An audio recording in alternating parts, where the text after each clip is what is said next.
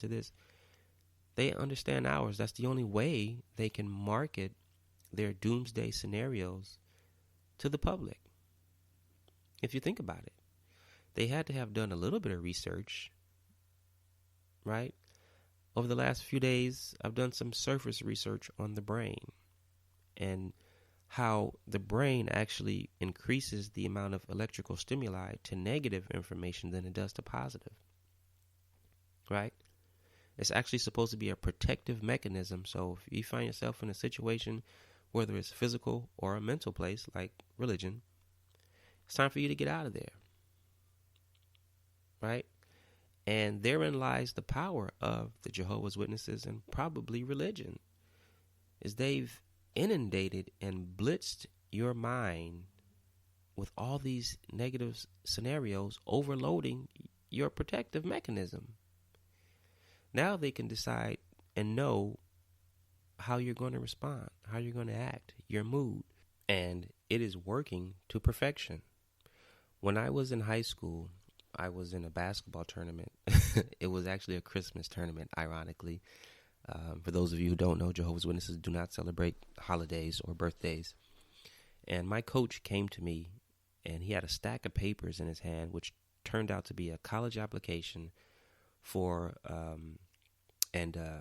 grant information, right? Stuff I didn't know anything about.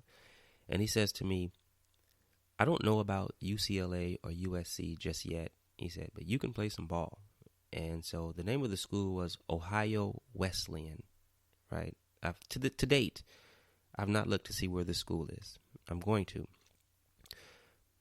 But I was so excited that somebody would take the time, out of their personal time, that they saw something in me. They would grab this information to present it to me. This is something, if you're born into this religion, that you don't get a lot at home. There's no affirming, at least for us in my home. There was no affirming. There was no confidence building. There was no, son, you can do anything you want in the world. None of that was happening in my house. So to get it, it was intoxicating for the first time. And after that conversation was over, I walked away, all of the joy deceased, because I knew, at least I thought back then, my parents were not going to support this.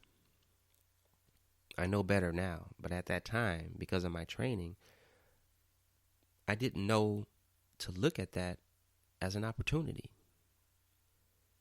I didn't know to think of it as something valuable, because the 18 years, we're told not to go to college. The new system will be here, right? If I'd have known better, I would have taken that and, I could have. Does that mean I would have made it to the NBA? Probably not, right? Probably not. But there are other options. There are other pro leagues. Now they have the D League, and you could have went overseas and made $50,000, $60,000, $70,000 base pay, right? And in addition to all of the other opportunities that come with that, but I didn't know. So I took that paperwork home. I never discussed it with my parents. Put it in my upper left drawer, and there's where it stayed till I left home, and my mother cleaned out everything. It was about 4 or 5 years before she finally cleaned out everything. And every time I would go back and visit my parents, I would look in that drawer and think, what if? So JT was right. It drowns out and suppresses dreams. I grew up 15 minutes from USC, University of Southern California, and never once did I think about attending. Think about what I'm saying to you, parents who are thinking of walking your children or your child into this religion. Right? Constantly processing this kind of stuff, these negative scenarios. What do you think is happening in the mind of a child who's thinking God's going to kill him all the time and never getting any positive affirmations? Never getting any positive affirmations. You are creating a shell of a human being. That's what's happening to your kid, right? He's not thinking about anything healthy, at least. He's numb. He doesn't know how to feel, doesn't know who he is, doesn't know who she is. What do you think comes from that? Right? You are now a walking blank canvas for trouble. If you don't believe what I'm saying, start researching what is happening to these Jehovah's Witness kids, and not just kids in Jehovah's Witness religion, but other religions. It's disgusting.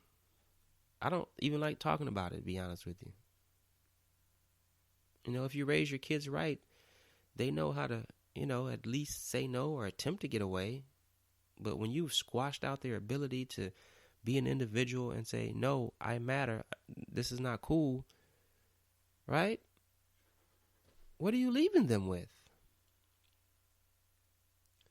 So I'm going to ask you again, what personalities are okay with this, with supporting this from the headquarters? You know what I mean? Ask yourself that question. Regular people, normal people, people with empathy, you and I, we can only go so long. I mean, we've all done something to hurt someone or ruin their day, whether it was purposely or not. That's a growing stage for most people. And then after you come into your awareness, you leave that stuff behind, right? And even if you try to do it as a person with empathy, you can't do it long term before you have to have some adverse reaction to it internally. You have to quit doing it. You'll have to apologize. You'll have to try and make things right. You'll whistleblow, whatever adjective or phrase you want to put there, that's going to happen. Toxic personalities are just the opposite of that. They enjoy it. They get off on it. Right? And again, this doesn't mean I'm right, but it at least gives us something to look into about who these people are at the top of the food chain at the Jehovah's Witness organization. Now, let's transition into adulthood, right? Here you've been indoctrinating your child with all this unwholesome, unhealthy stuff, completely deconstructing his or her mind. And now, after being told, don't try to go to college, don't try to go to work, don't find a career. Now you're being unleashed into a society where you need all of those things to even have a shot. For me, I was scared to death, right? But I knew I had made a decision as a child. I am not doing this when I get older. I always knew I wanted to do something for humanity.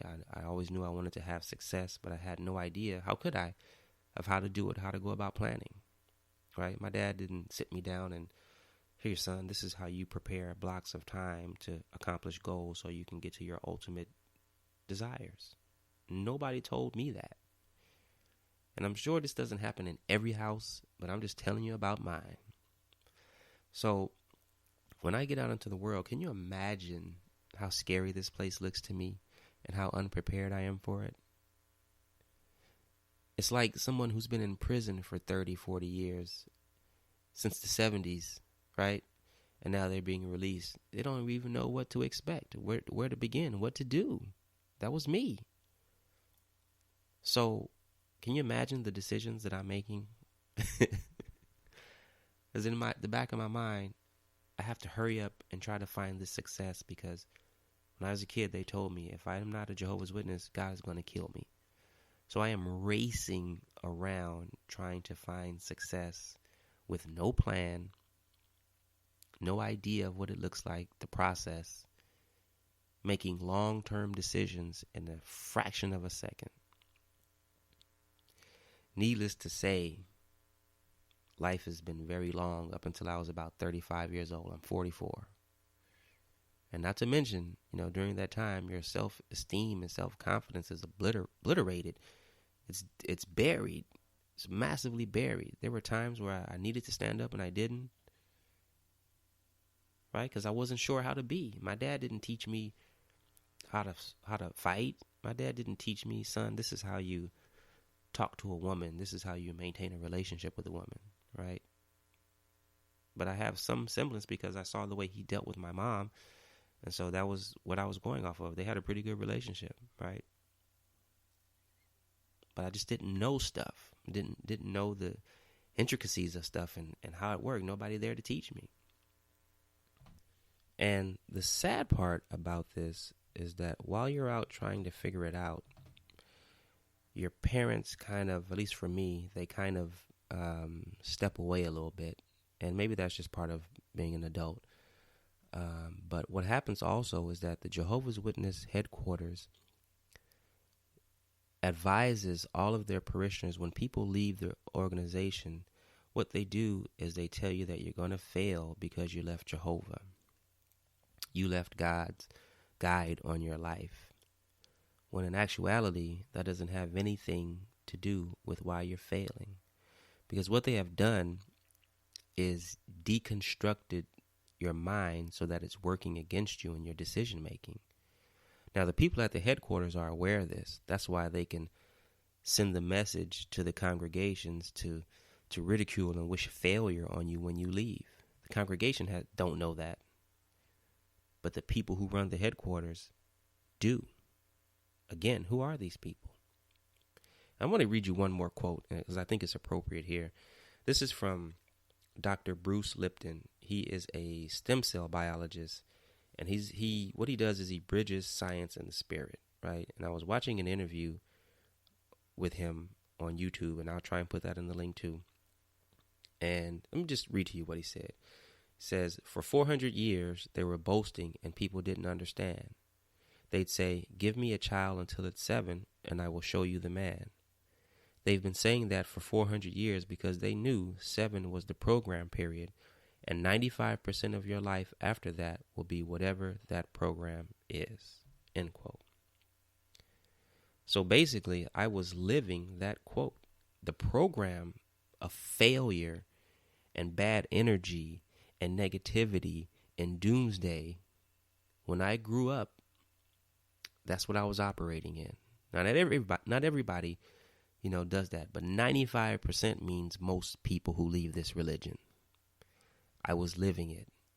So for those of you out there that are physically in and mentally out, you just need time to rid yourself of that virus. It's not because you left Jehovah. It's because they planned for you to fail if you leave. Okay? Has nothing to do with God, nothing to do with your faith, nothing to do with your Bible.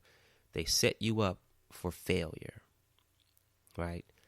Once you have damaged people's intrinsic value, meaning what you were born with, your awareness, your wherewithal, once you have buried that and beat it down and drowned it out, and then you add physical traumas on top of that, that is the only way a man can get a woman to prostitute herself. Right? That's the only way. And this isn't to demean or talk about women in that position, right? Because many of them dig deep and find their way back and find their value, which is amazing, and I applaud that. And so can you. So can you. The Jehovah's Witness organization is not the death of you and your life. Okay? You can, just as the example I gave you, you can dig deep and come back and prosper. I am living proof. I am living proof.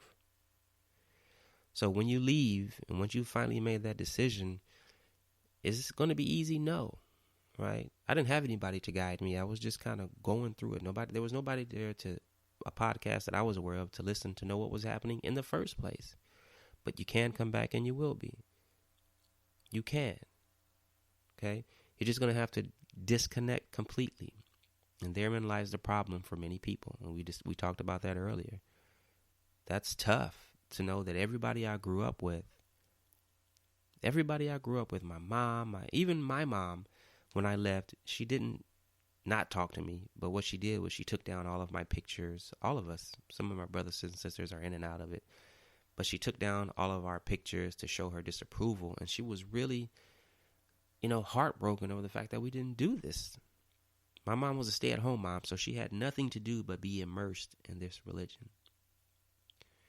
So I didn't have to go through it as bad as maybe some of you may have to, right?